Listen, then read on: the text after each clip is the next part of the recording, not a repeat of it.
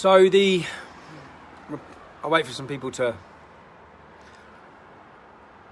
get live. So the reporting restrictions of the case in Leeds have now been lifted. This is the case that I was sent to prison for reporting on. I'll just point out they haven't been lifted because they were automatically going to be lifted. These reporting restrictions would have been on for another possibly 12 to 18 months. They've been lifted because the media finally, and the only reason why is because I'm in court on Tuesday and they want to be able to report it, the media challenged the reporting restriction on the case. And I've seen some journalists already coming out saying this is the one that we couldn't report on. No, there's no logical reason why you couldn't report on what happened to those young girls. There is a logical reason why you couldn't report on the verdicts, because that could prejudice the next group who were facing trial.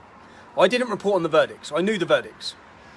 Stating the case, that does not cause any prejudice. Now, what I want people... This is the breaking news from this case.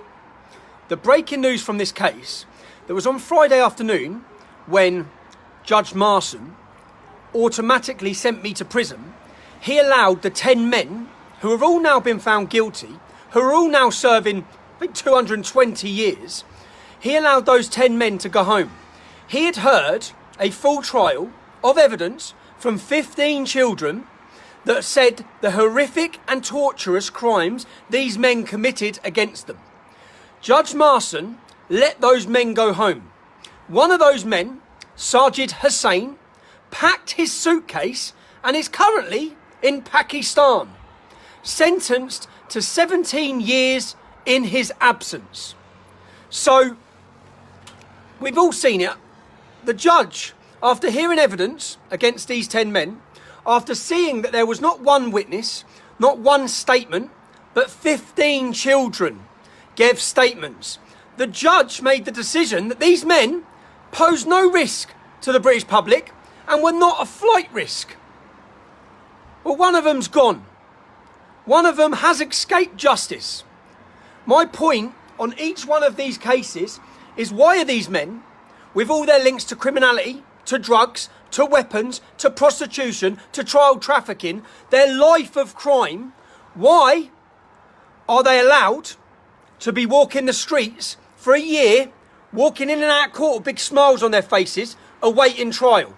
Why are the victims still left fearful of these men whilst they roam the streets?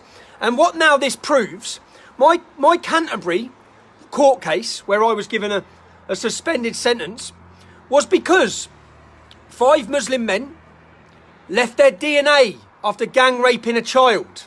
All of their DNA was found at the scene. Why were they on bail for a year? Why were they still running the same chicken shop, still having close contact with children? That was my point and my issue with it. As a father and as a member of the British public, they are a danger to young girls. Get them off the street. The judge made the decision not to, but he quickly locked up Paul Golding and Jada Franson, yeah? He let them. One of those men from the Canterbury case, guess what?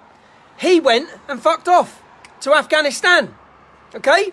Now this case again, this one here, Judge Marson, the case that I was locked up for, the case where I was immediately put in prison with no bail, no time to go home to my family, no time to prepare anything. Well, one of the men, Sajid Hussain, packed his suitcase. And I've known this for weeks, but I haven't been able to say it because I've got the transcripts from the court trial. And the police say Sajid Hussain was last seen leaving his house with 2 big suitcases. He's been convicted of 17 years in prison and he has escaped justice. But turn the table. They acted like I was the danger. Everyone acted like it. The press, the media, the establishment, the judge. I was the problem. I was the danger that I needed taken off the street. Meanwhile, all these men have been convicted. They have all been convicted of raping 11-year-old children upwards, 15 young girls. That's 15 that come forward. They have been convicted, and now the media are saying, see, this is why, all acting like they've done a great job, this is why we didn't report it. Now, you didn't even challenge the restriction. You've only challenged the restriction now, and I bet my life that there will be no future case that has such a blanket reporting restriction in that way. Because I hope that the media will challenge it, or people will challenge it. Because why were the public for the last year not allowed to be told the ins and outs and the crimes of this case? Why couldn't it be publicised? Why not? Why not? If you don't give the verdicts, which I never done, which is what they're all saying now, the only thing they weren't allowed to give was the verdict. Okay, so why couldn't anyone talk about it? Why couldn't you even open your mouth without breaking a law? That's not freedom. That's not freedom of the press. That's not a free society. My concern lays with preventing these crimes. To prevent these crimes, every young child and their mum and their dads and their sisters, everyone must understand the complexities of these trials. They must understand the common links between every single one of these trials. They must understand the signs that their children are being targeted by these gangs. They must. And it would help if they were publicised to the whole entire world as much as possible. Not being hidden.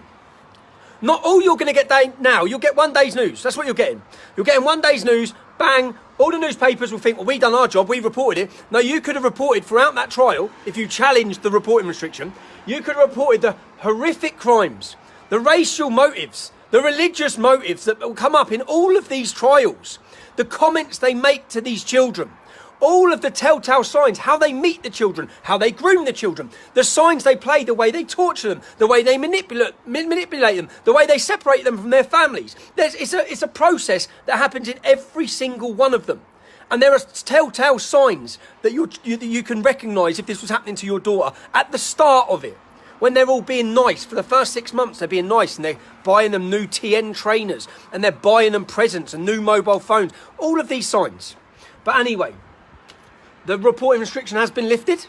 And the only reason it's been lifted is because I'm in court on Tuesday. That's it. Nothing else has changed. That's it. It's not like we can't say, well, again, I can't say because there are still certain things people can't say. But that's it. It's been lifted because they want to try me on Tuesday and send me to prison. It's been lifted. Because then they want to be able to report everything about that. But they only challenged it today. Ask yourself why the journalists only challenged this reporting restriction today. Why haven't they challenged it before now? And I see all the journalists jumping up like, oh, look at fucking, we done our job. No, you didn't. No, you didn't. And no, you haven't. And you're still trying to bend the facts. And again, out of those 20 men, convicted, just as fits in with the actual facts of all of these grooming trials, 90% were Muslim men. Okay? And again, 20 or 30% were called Muhammad. I'm pretty sure. Go through the list of names yourself. I think there's 2 non-Muslims in the group of 20. Okay?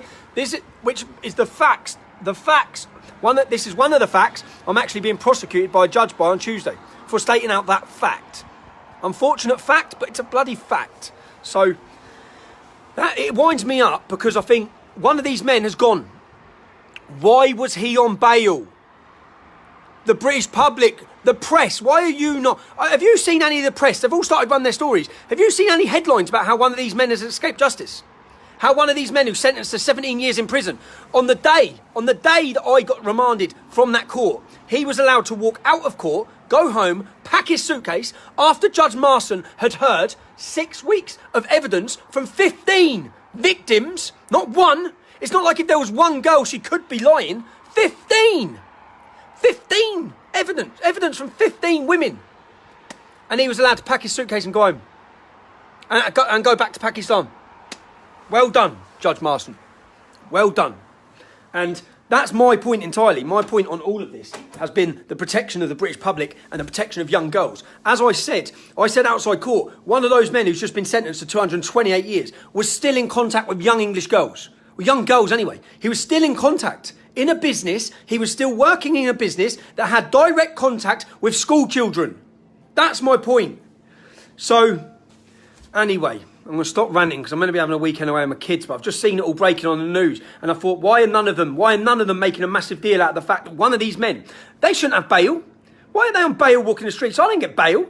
We've all seen it. I didn't get given bail. How many other people don't get given bail? There's so many people who don't get given bail. These men have been raping children, okay? Not a bit of crime, not selling a bit of gear or something, not doing anything like that. Raping kids and torturing them. and you give them bail, and you continue to give them bail. And that's my point. If you hadn't given them bail in both cases, there'd be no need to people to be warning the public outside your courthouses, because they'd be in prison, wouldn't they? Where they belong. And anyway, the press will be jumping over each other to report probably when I'm convicted on Tuesday. But again, you'll all read my statement that I'll read out in court that day.